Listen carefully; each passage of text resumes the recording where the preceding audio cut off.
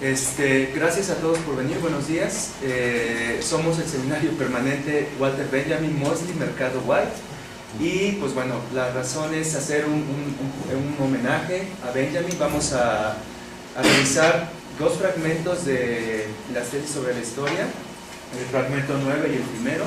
Entonces vamos a comenzar con el 9, lo voy a leer, después mis compañeros van a participar, van a discutir la tesis y después pasamos la palabra al público, la regresamos a la mesa, discutimos y así, ¿no?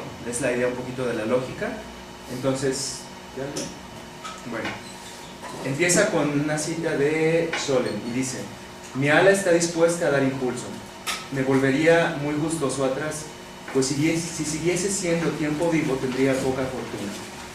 Hay un cuadro de Paul Klee llamado Angelus Novus.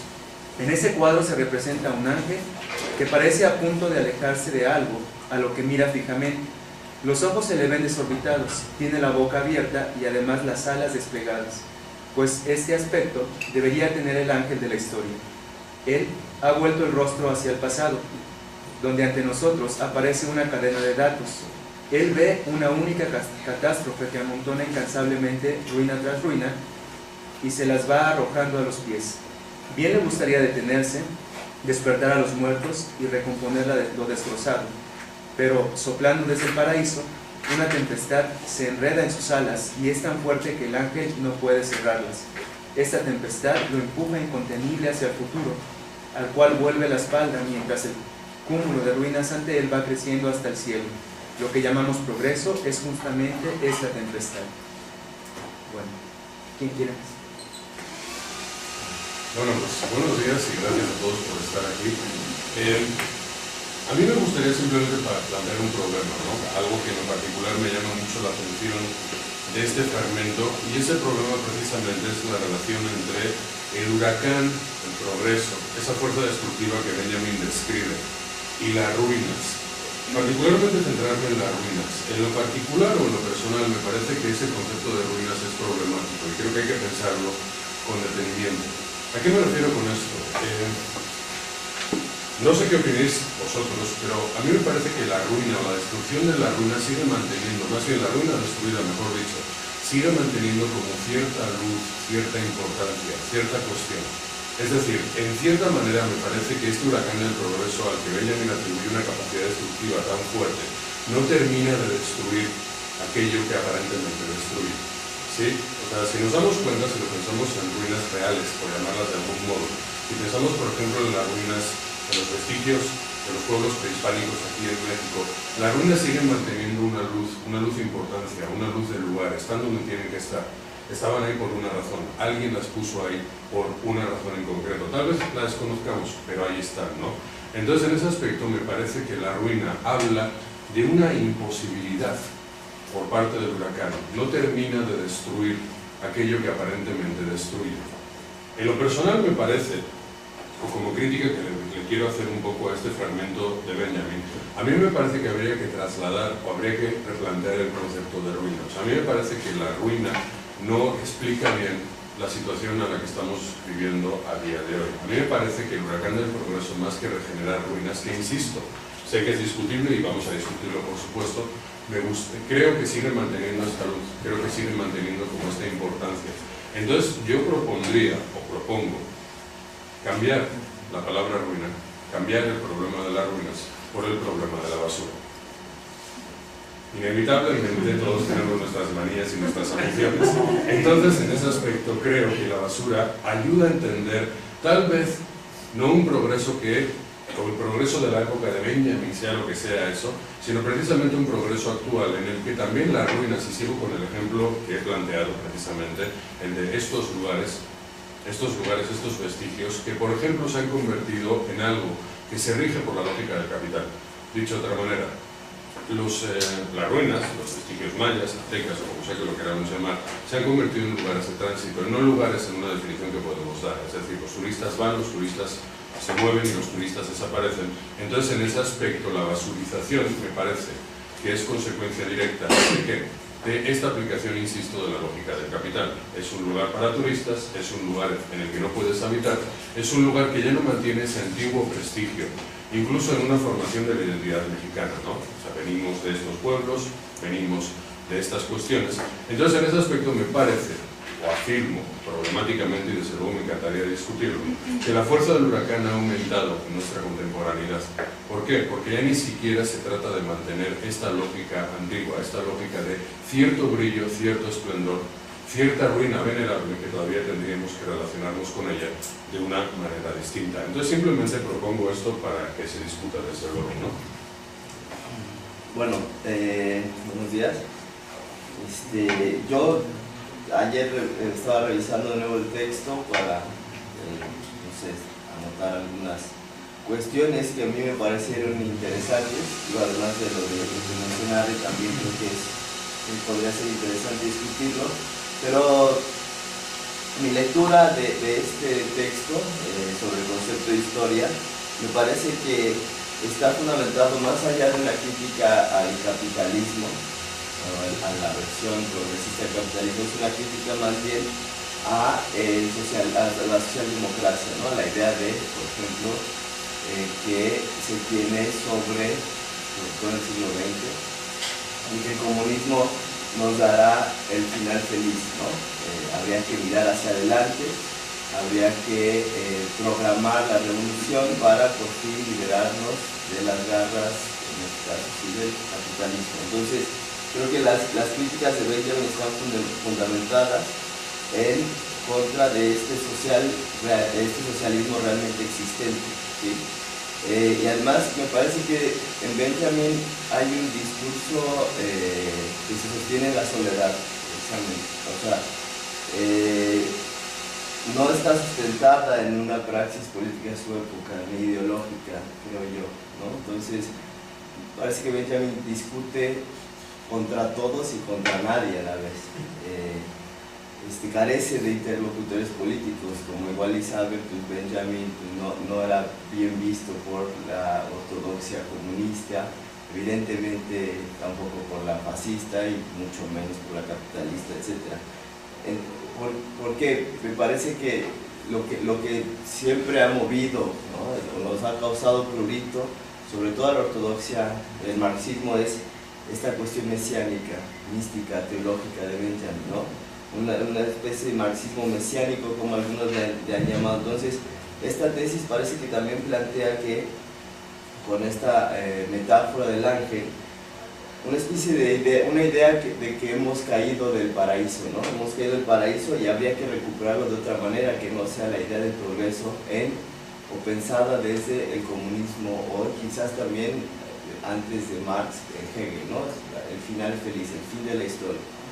Entonces, la redención de los muertos sería reabrir, ¿no? Porque Benjamin habla mucho de esta redención, de que habría que redimir el pasado, etcétera, como me lo menciona Benjamin, ahorita, ¿no? El ángel voltea y ve las ruinas que quiere redimir. Entonces, ¿cómo se redime esto? En tesis posteriores, pues aparecería el Redentor, ¿no? El Mesías revolucionario. Ahora, ¿cuál podría ser la actualidad de Benjamin? Pues me parece que es una crítica a la ilusión del progreso de una política que se pretendía realista o materialista, quizás, a partir del comunismo, de la realpolitik, podría pensar, ¿no?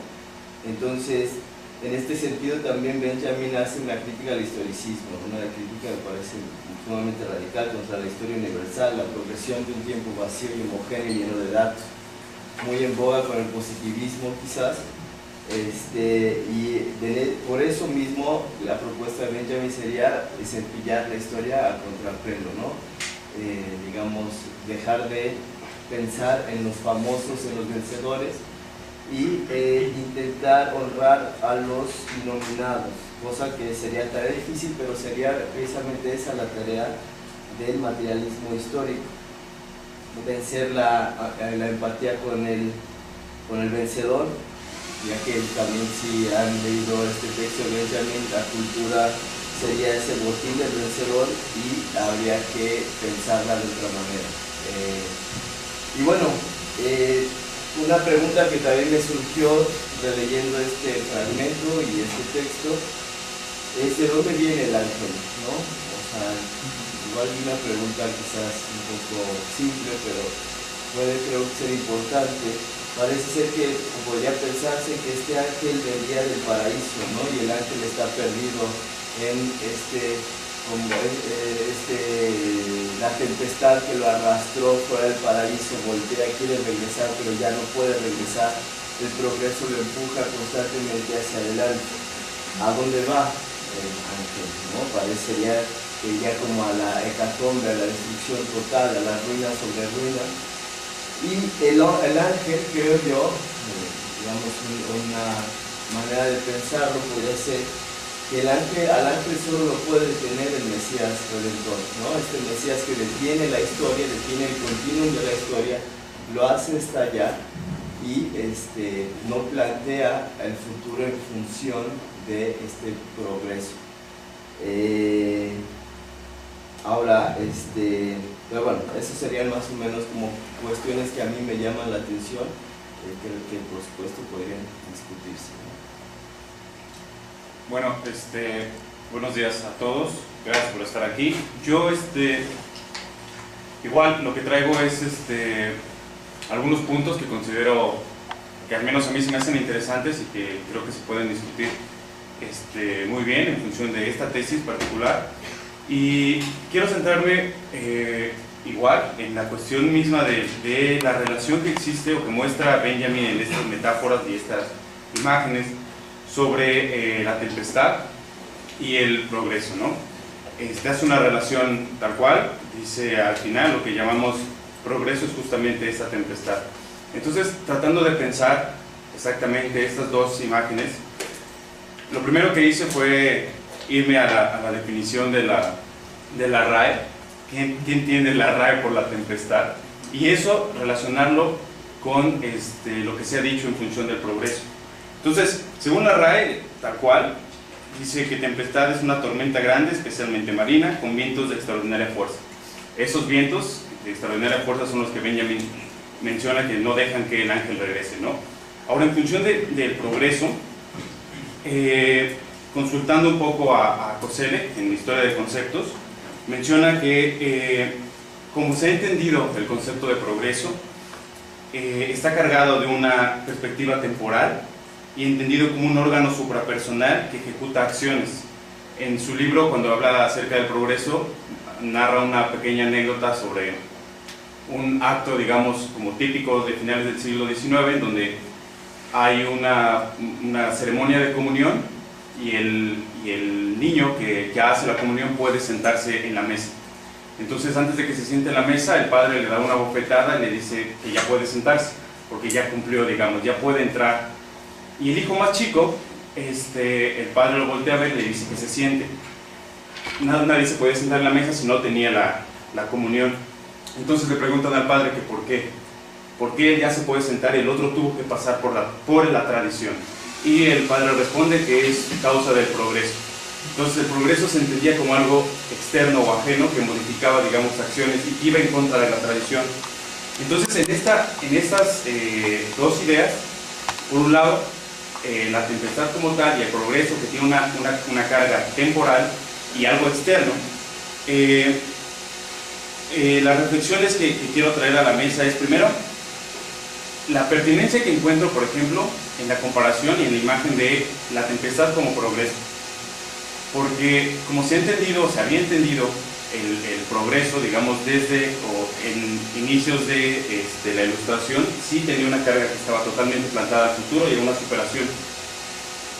Poco a poco, digamos, y en el momento en el que Benjamin parece que escribe esto, nota que este progreso, como una tempestad, es solo un viento que parece que no lleva a ningún lado. Entonces hay una carga de repente ahí en donde los medios y fines se borran, ¿no? El progreso estaba cargado de una presencia de futuro y de una llegada. El análisis que hace Benjamin me parece que en un principio parece en ese sentido que el progreso, como esta tempestad, no tiene un fin, no tiene una linealidad más que histórica, pero no hay un final. Y ese final solamente queda como un supuesto, solamente es el progreso por el progreso. Entonces, esta metáfora se me hace pertinente en función de eso. El progreso, como lo estoy pensando, mantenía una idea de superación del pasado en miras de un fin. Y si esta idea de finalidad en el progreso se ha desaparecido, entonces la metáfora, imagen de la tempestad, es pertinente. Y este viento de extraordinaria fuerza mantiene su linealidad y continuidad histórica, pero ya no en una finalidad o una meta definida.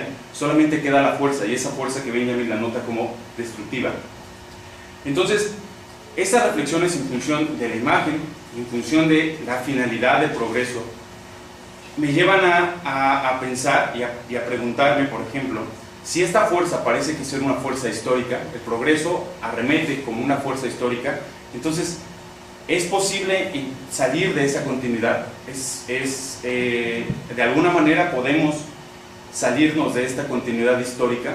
Entonces, según también algunas reflexiones que estuvimos teniendo en nuestro seminario, que quiero traer también para la discusión, es esta idea misma de salirse de la temporalidad, como llegar a un punto en el cual la temporalidad desaparece en función de este progreso.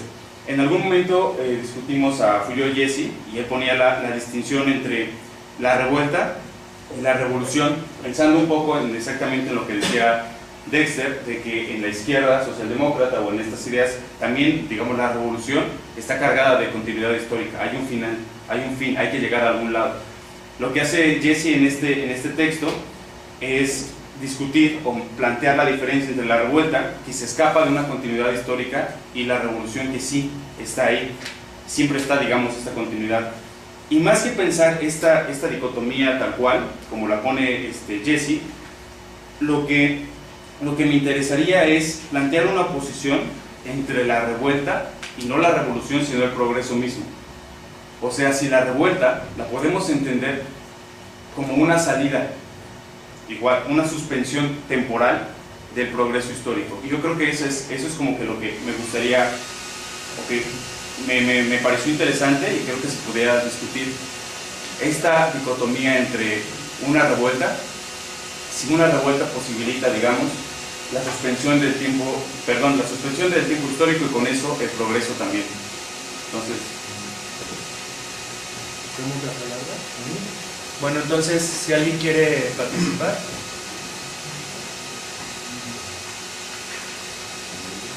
No todo el mundo lo ve. Yo, hola, buenas tardes. Hola, muchas caras conocidas por ahí. Quisiera, es pregunta, lo voy a tratar como afirmaciones, pero quisiera que eso lo transformaran en pregunta, dos cosas de lo que dijo cada quien. Primero, Dexter, parece aclaración, pero es pregunta, igual, perdón, no me lo vas a malentender. Me parece que el ángel, desde el epígrafe, desde que plantea Paul Klee, no está de espaldas al viento. Y entonces, en la interpretación mesiánica que acabas de dar, hay un problema, porque al hablar de que voltea a ver las ruinas, parece que está de espaldas a ese viento. Y en realidad no, en realidad él está de frente, el ángel está de frente, y el viento lo impulsa, de manera que le hace batir las alas y lo empuja con poder para atrás. Eso, para la interpretación que diste, es importante, porque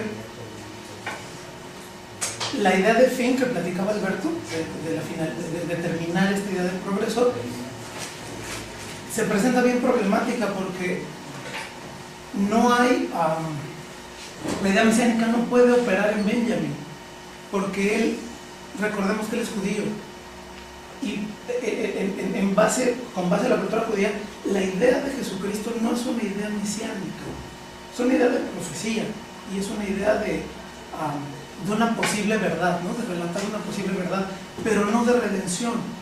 Entonces, la aparición de alguien que suspenda ese movimiento del ángel no necesariamente implica la idea de sacrificio. Entonces, bueno, eso uno. Luego, perdón, Alberto. Sí, claro, lo que dices es correcto. Pasa que con la idea de progreso parece no tener fin, ¿no? Pareciera que fuera una línea histórica. Solo que la idea de progreso misma sí tiene fin, ¿no? En realidad, para términos de la modernidad, estaríamos hablando de principios del 17. ¿Estamos terminando o vamos a empezar otra vez, no? Entonces, en ese sentido, la idea de revuelta o revolución nos plantearía un cambio, una mutación dentro de esa misma esfera de progreso. Pero una vez que termina la idea de progreso, probablemente se pueda responder sí tiene fin la revolución, ¿no? Sí tiene fin el progreso. Y Javier, gracias, un placer. Perdóname. No te preocupes.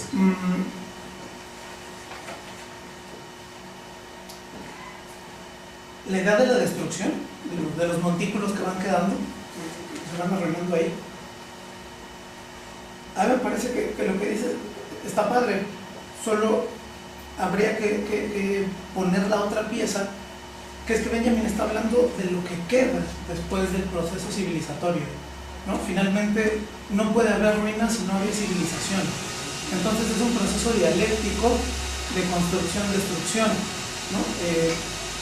En ese sentido, de una relación que es fundamentalmente directa y que si desaparece uno, desaparece otro, me parece que lo que planteas sería nuestra postura en esta época en la que estamos habitando eso que ya sabemos que se va a hacer ruina, ¿no? Digamos, todavía estamos habitando ciertos sitios, ciertos espectros de espacio, pero ya presentimos que eso será ruina. Entonces a lo mejor esa es la plataforma donde lo veías. Bueno, gracias. ¿Les parece si alguien más para regresar después la palabra? Sí.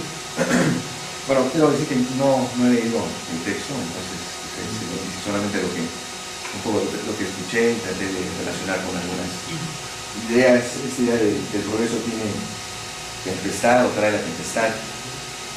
Digamos, la tempestad pues deja ruinas. No sé si uno se refiere a esa idea de que la tecnología, ya sea el avance tecnológico, ya sea desde la industrialización, ya sea desde otro tipo de ideas, la idea misma de progreso, precisamente no trae, digamos, estos sueños mesiánicos, sino más bien trae calamidad, trae tristeza y va a quedar ruinas, digamos, de eso, ¿no? No sé si va por ahí o no va por ahí, porque también, bueno, sí, lo mesiánico es estas ideas, estos de emancipación del hombre por el hombre, ideas que quizás trae progreso, terminan en unas. No sé si va por ahí o no. No sé. ¿Alguien más? Bueno, entonces regresamos la palabra a la mesa. Bueno, sí, evidentemente, sí, Benjamin es judío y el Mesías no ha llegado, pero como profecía puede llegar. Y el momento, o sea, donde creo que está unido esta cuestión teológica en Benjamin con su materialismo histórico es precisamente que en la tesis, la 17, es cuando habla de la mónada, ¿no? Cuando al pensar para el materialista histórico, cuando el pensar se para de repente, ¿no? Y en una particular constelación, que habría que recordar que para Benjamin una constelación está llena de tensiones, ¿no? Y las tensiones sería ese aquí y ahora, donde aparece rompe o estalla el continuum de la historia. Entonces esa constelación que se halla subtraída de tensiones produciría un shock, una palabra que no tan recurrente, pero aparece, por ejemplo, en la obra de arte en la época de su reproductividad técnica, aparece también el shock, que es importante, ese momento en el que se detiene toda, digamos, esa discursividad continua en el aspecto del historicismo, ese llenar de datos causales uno tras otro, los eventos sean desastrosos o constructivos, pero es un dato tras otro. Entonces aparecería este shock que se cristaliza como una mónada. ¿Cuál es la figura de la mónada? Precisamente sería, me parece a mí, el aparecimiento del Mesías Redentor, que no ha llegado y que quién sabe si llegará, pero el Mesías, lo repito en su teología, es ese momento en donde se reconoce esta detención histórica. una detención, y lo dice así, lo estoy citando, una detención mesiánica de la cárcel, o dicho de otro modo, de una oportunidad revolucionaria en la lucha por el pasado oprimido, y la percibe para hacer saltar una época concreta respecto al curso homogéneo de la historia, ¿no? Entonces, en ese sentido me parece que cada segundo, para Benjamin, y este es un enunciado con el que termina el texto, ¿no? Que es un texto no terminado, por cierto, ¿no? Faltó desarrollarlo, pero lo que nos lleva a nosotros es precisamente que cada segundo constituye una pequeña puerta por la que el Mesías podría entrar, como esta detención histórica, ¿no? Y ahora, con respecto a lo que quisiera comentar, lo que estás planteando, fíjate, ayer también estaba pensando en esta cuestión sobre la técnica, la tecnología. No sé, no lo tengo desarrollado, ni mucho menos, pero precisamente en la cuestión del arte, o la obra de arte en la época sobre la primera técnica.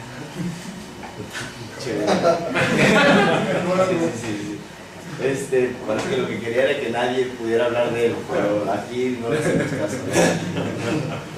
La tecnología parece ser, pensando precisamente en la técnica fotográfica como una desauratización de ese arte decimonónico, burgués, etc. La técnica parecería que habría una posibilidad, o sea, la desauratización, habría una posibilidad de esta democratización de la técnica. Por primera vez las masas podían acercarse al arte, etcétera, etcétera, etcétera.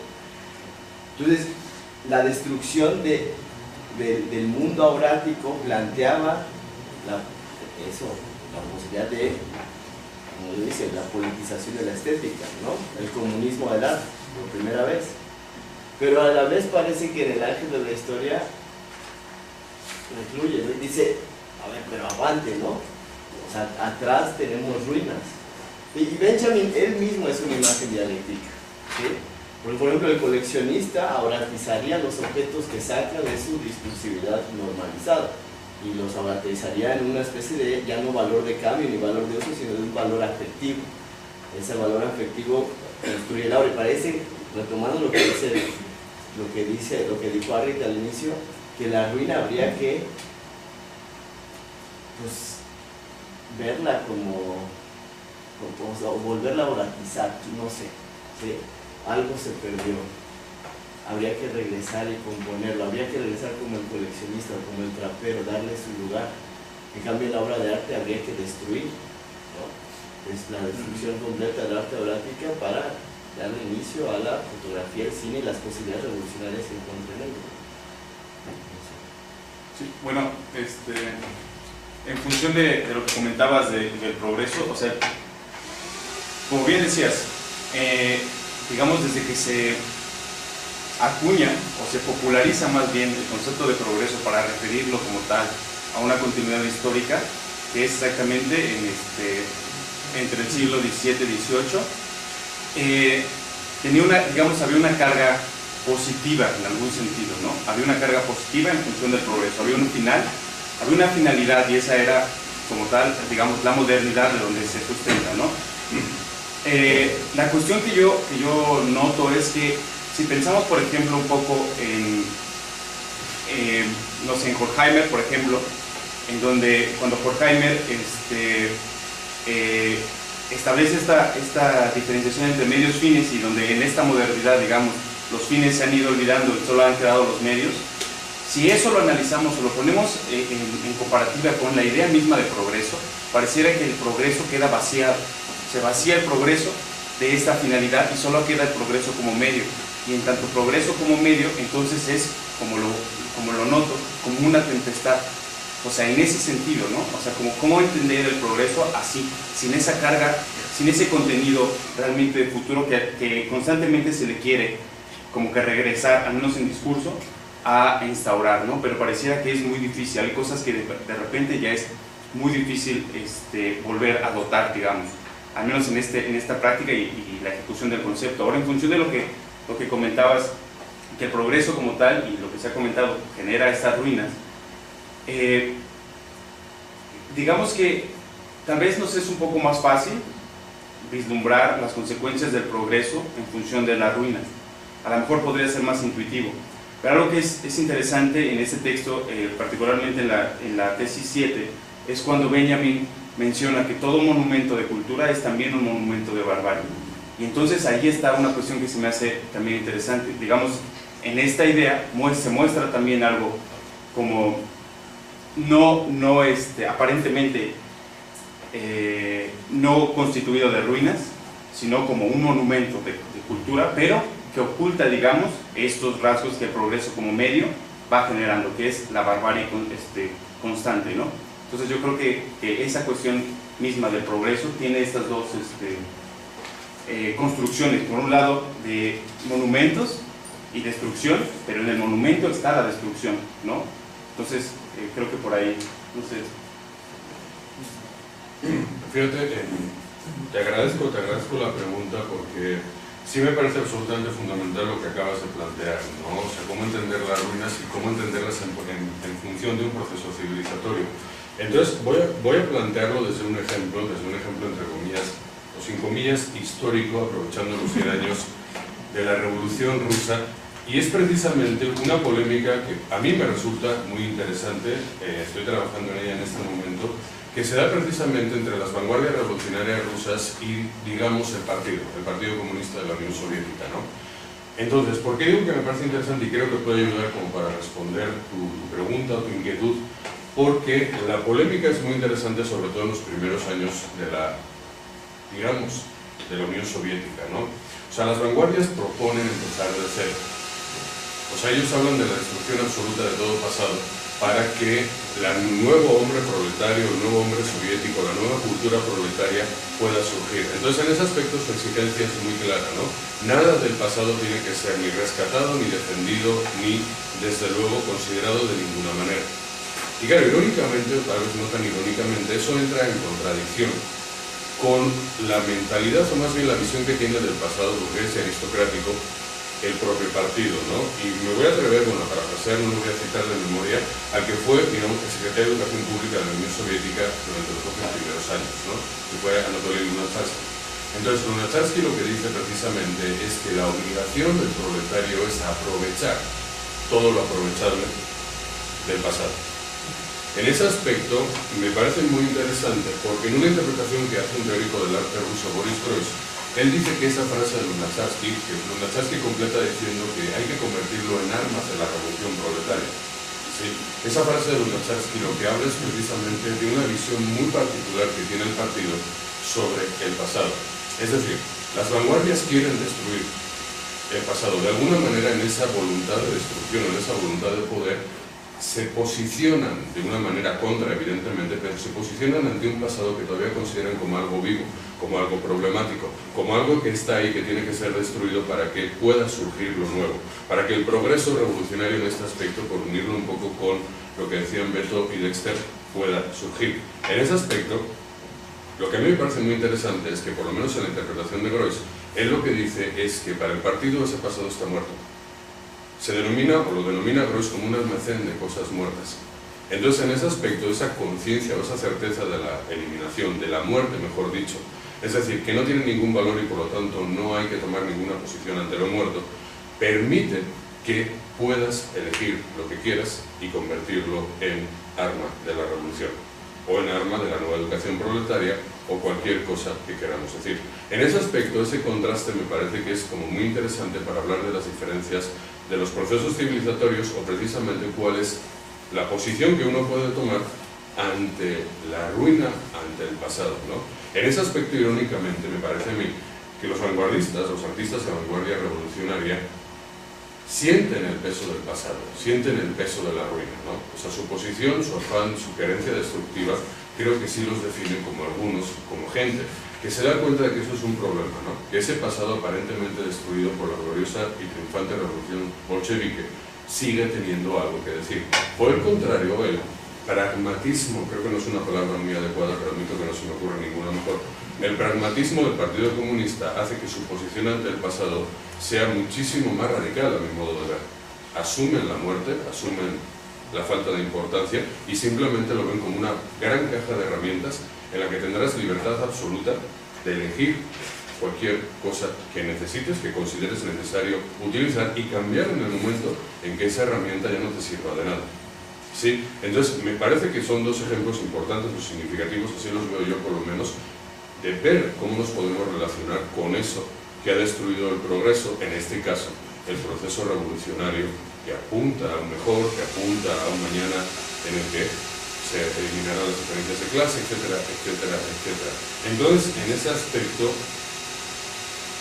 Benjamin hace un análisis sobre esa realidad del Moscú soviético del año 27, cuando ya está 2 meses ahí. Y es muy interesante porque precisamente creo que no comparte ni la visión del partido ni desde luego las exigencias de los vanguardistas.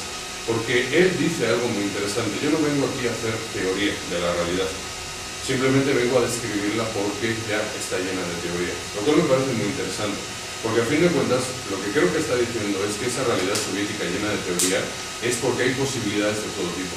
Él dice que la revolución triunfará o que la revolución colapsará, y eso es lo que hay que describir. Entonces, claro, la descripción que hace Benjamin en el diario de Moscú de lo que ve en sus paseos es una realidad contradictoria, es una imagen dialéctica, como muy bien acaba de decir Dexter, ¿no? El pasado, lo viejo, lo nuevo, lo reaccionario y lo progresista aparecen en extraña camaradería, por decirlo de algún modo, en las distintas partes del Moscú soviético que él recorre, ¿no? Entonces, en lo personal hay una parte que me llama mucho la atención, que habla precisamente de cómo el Kremlin, o más bien el Museo del Kremlin o todas las obras de arte del Kremlin son exorcizadas, además utiliza la palabra exorcizar, con retratos de Lenin. ¿Sí? Entonces, en ese aspecto hay como esa extraña mezcla en la que el poder mágico, entre comillas, de la figura del líder tiene que terminar de eliminar cualquier tipo de rezago burgués que pueda quedar, o de rezago aristocrático que pueda quedar en esas cosas. Entonces, en ese aspecto a mí me parece que sí, que todos estos cambios, toda esta cuestión de la ruina no termina de desaparecer, por lo menos en lo que Benjamin está diciendo, ¿no? ¿Cómo te posicionas ante la ruina? Y por eso planteaba antes transformarlo como basura, porque la basura no pretendo decir con esto ni mucho menos que consigas eliminar el pasado, sino simplemente que igual lo haces más putrefacto, más horroroso, más terrible, ¿no? En ese aspecto creo, y esto es una suposición más que una afirmación, creo que el partido sí basuriza. El Partido Comunista, en el ejemplo que acabo de sacar a colación, por supuesto, sí basuriza el pasado y lo puede reciclar a sus intereses, que en este caso sería, insisto, se consiga o no, sepamos lo que es o no lo sepamos, conseguir al nuevo hombre, a la nueva mujer soviéticos. Bien, pasamos la palabra. Muy bien. ¿Alguien que quiera participar? Me gustaría preguntar justo en esta cuestión del concepto de la ruina. Entonces, lo que se plantea es que al seguir usando el concepto de la ruina, estas ruinas tienen la posibilidad de volver a auratizarse, o sea, de reauratizarse, y por eso pueden ser usadas como por el nuevo sistema, en el ejemplo que ponías de las ruinas aztecas. Sí son ruinas que son parte de un proceso, digamos, civilizatorio que fue dejado, pero al mismo tiempo se las incorpora ahora en la nueva lógica y generan hasta, puede decirse, un aura que sirve para seguir las mismas lógicas. O sea, no, estas posturas que dirían que habría que regresar a eso, que regresar al origen, no serían más que nuevas formas de auratizar otra vez estas ruinas, ¿no? Se incorporarían inclusive a este tiempo del capitalismo lineal. ¿Rodrigo? No completamente, bueno. A ver, me ubica una cosa ahora que se habla de ruinas y progreso, la posibilidad de que las metrópolis que habitamos hoy sean las ruinas de mañana. Yo creo que no existe más. Que muy difícilmente lograríamos vaciar la Ciudad de México y permitir que se la comiera la selva para que dentro de 500 años alguien encontrara estas ruinas y se fascinara. O sea, eso suena muy lindo hasta El peregrino de Angkor, de Pierre Loti, ¿no? Pero eso es una pinche novela del final del 19. Ya nadie va a encontrar esta clase de cosas ni en la selva maya ni en la selva de la India. Entonces, el problema para mí en realidad es que todo el tiempo estamos tratando de salvar estas metrópolis monstruosas de volverse ruina, pero ni siquiera podemos salirnos de ellas, shinearlas y volver a habitarlas. O sea, es bastante más complicado que ruina, no ruina, habitado, no habitado, ¿sí? Y creo que eso sí tiene que ver con la trampa del progreso, digamos. Ya no hay manera de salir, o parecería, entonces, viendo el desarrollo humano, no hay manera de zafarse de eso, y hemos quedado atrapados en una cosa que ni tiene aura ni no la tiene, ni es ruina ni no es ruina. Bueno, es lo que me sale de oírlos, ¿no? Pero no sé ustedes cómo ven eso. ¿Alguien más? Sí, yo. Voy para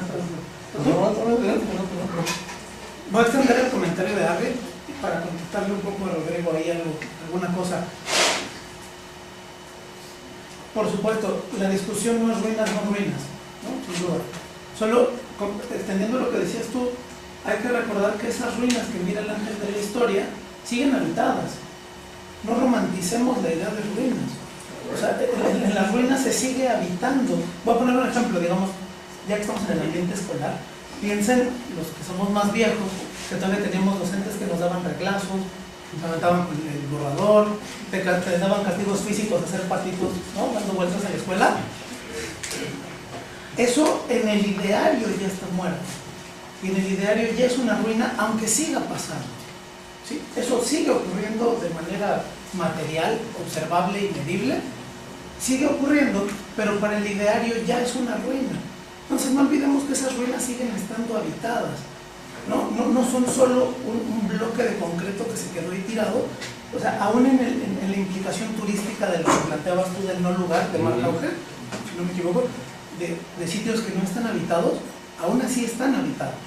¿Sí? Están habitados por turistas, están habitados por vendedores, están habitados por gente que sigue, en el sentido material histórico, sigue estableciendo una relación de ese sitio con otros.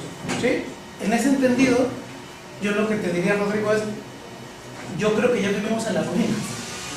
No es que se vayan a vaciar las metrópolis, es que las metrópolis ya son las ruinas. O sea, en un entendido de lucha de clases, nosotros no vamos en la nave del progreso hasta adelante, ¿no?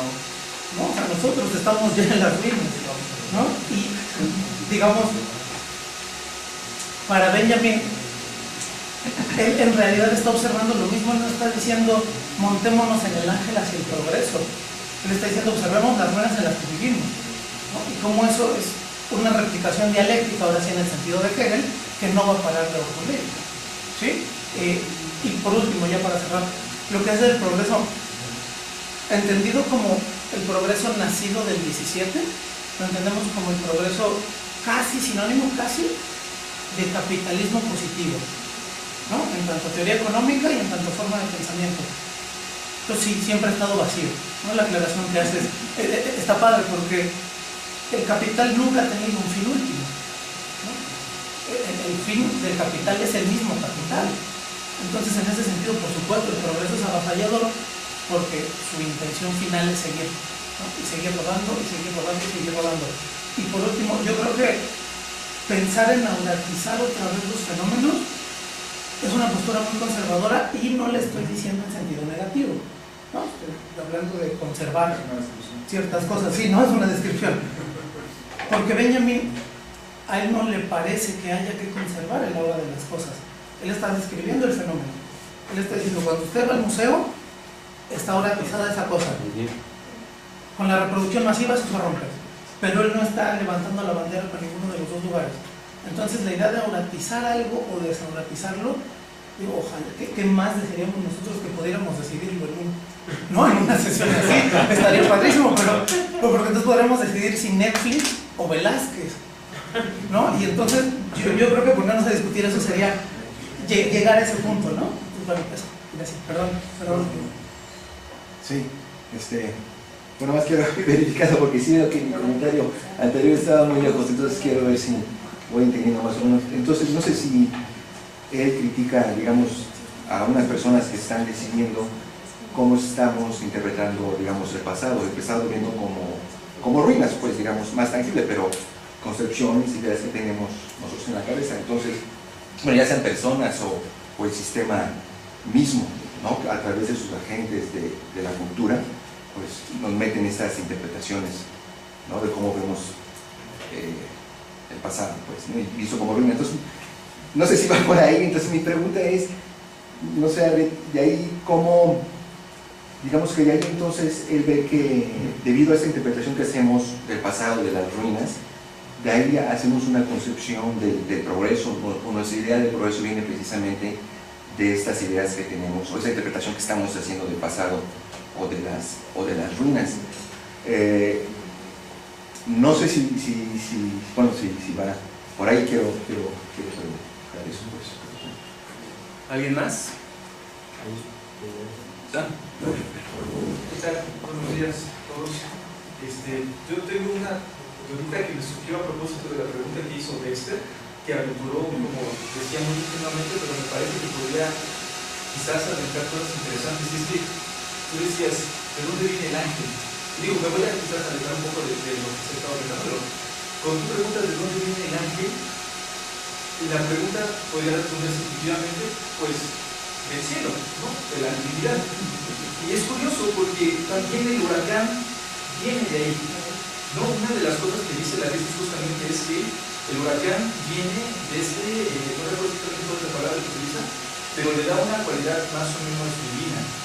Y entonces, lo que me surge para pensar aquí ahora es, ¿por qué no pensar, si es tan discutible la posición que tiene el ángel de la figura, ¿por qué no pensar que es el ángel mismo el que está de alguna forma provocando este huracán?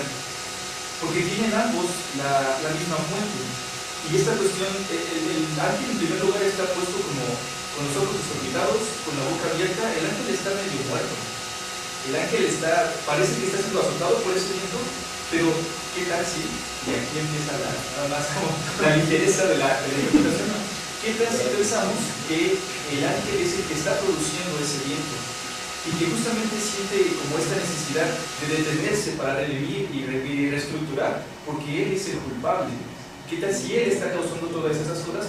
Y más que el ángel de la historia, es el ángel del progreso. ¿Qué tal si lo que está queriendo decir Benjamin es que hay una relación bastante difícil de disociar entre progreso y tiempo mismo, ¿no? O sea, ¿cómo podríamos hacerle para de alguna forma matar al ángel de la historia? Porque el epígrafe al principio justamente acaba diciendo eso: mi muerte sería pues, nada. Pero ¿qué consecuencias puede tener la muerte si fuera cierto que pudiéramos asumir que es el ángel mismo el que está produciendo el aire, que es él el que siente la culpa, que es él el que está medio muerto, y que entonces a partir de su muerte acabaría el viento del progreso, y entonces nos quedaría solamente el tiempo, y entonces podremos detenernos para justamente poder pensar en lo que quedó atrás y en lo que puede venir adelante. Estaba pensando en esto con muchas cosas, pero no dije todo. Entonces nada más esa ligereza así de, ¿y qué tal si es el ángel el que está haciendo que el viento sople? Porque la idea de que no pueda plegar sus alas, pues sí puede ser justamente porque le está pegando el aire, pero también porque le está haciendo él mismo, ¿no? Entonces, nada más como para mejorar la imaginación. Yo tengo una duda, no sé qué también es planteada, y creo que se relaciona, es si el progreso tiene un fin en sí mismo, o sea, más bien si es en sí mismo, ¿cómo se plantea, cómo se ve el futuro si en otra, visto desde otra perspectiva que no sea tal vez una perspectiva del progreso? ¿Alguien más?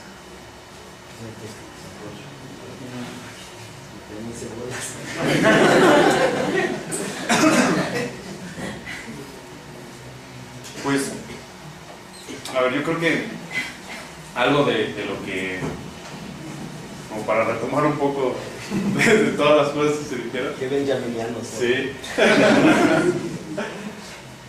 Sí, en la cita, en la tesis 9, tal cual, Benjamin dice, ¿no? Dice, pero soplando desde el paraíso, una tempestad se enreda en sus alas, ¿no? Pareciera que sí, que ambos vienen, tanto el progreso como tal vez el ángel, venga del mismo lugar. La cuestión creo que se relaciona mucho con esta idea del mesianismo, es exactamente de dónde viene esta tempestad, este progreso, de una idea, digamos, mesiánica de un lugar mejor. O sea, yo creo que por eso Benjamin dice que también el viento viene del paraíso, porque en algún sentido la idea mesiánica que estaba, digamos, podemos entender, digamos, esta noción de progreso como, digamos, desde dos posturas, ¿no? Por un lado, como comentaba Néstor, la cuestión de que la izquierda también ha utilizado, digamos, la idea de progreso y la idea de un final feliz, de vamos a llegar ahí, para digamos, justificar, se puede decir así, justificar las acciones. Por el otro lado, digamos, si lo pensamos desde el punto de vista del capitalismo, también se ha puesto sobre la mesa, digamos, un mejor final, en donde tal vez el progreso técnico llegará, o se impulsa ya, ¿no? Pero ambas ideas están sostenidas en una posibilidad de un lugar mejor. Entonces, si es que en algún sentido ambos vienen de ahí, el uso que se hace, digamos, de esta idea de progreso va a depender de la posición, digamos, política de cada fracción, aunque ambas estén, digamos, creo, depositadas en esta idea mesiánica, ¿no? Eso por un lado. Por el otro, a ver, tenía otras, no sé, no antes, porque ya me hice bolas de ahí con mis propias notas. Sí, bueno, respecto a lo que dice Emiliano también, y discutiendo un poco lo que decía Beto al inicio, a mí me parece que discursivamente el progreso sí, discursivamente, no estoy de acuerdo de que el fin del capital es el capital mismo, pero discursivamente el progreso sí plantea un fin, ¿no? O sea, creo que, por ejemplo, si vemos las campañas publicitarias o de los políticos, siempre hay como esta idea de que, no sé, si usas Axe, el final feliz será un chingo de chicas, ¿no?